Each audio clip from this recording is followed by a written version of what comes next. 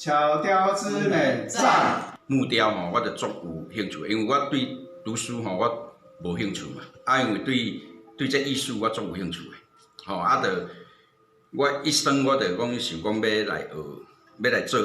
木雕，我毕业后我就开始来学这木雕，就开始创作，愈创作就愈有兴趣，愈有兴趣就即回就展览头20几件的作品，就若有一寡弱势团体会找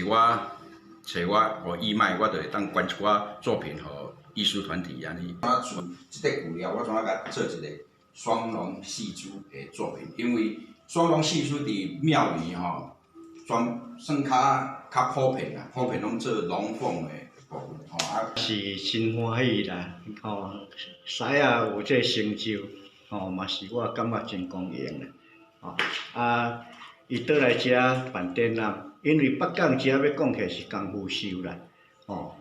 北港的功夫人真侪啦，会当伫遮办展览是真无简单啦，我嘛真希望讲若有来参观的人会一寡前辈啥物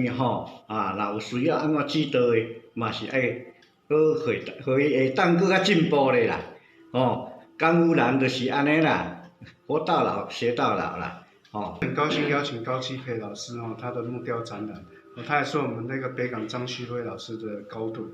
然后在木雕界这边也小有名气。然后这次高基培老师他的展览从1月1号开始到这个2月2号，所以说他刚好在我们过年的这段时间，如果说各位有来北港拜妈祖，可以顺便走进巷弄里面来北港工艺坊这边参访高基培老师的木雕之美的展览，谢谢。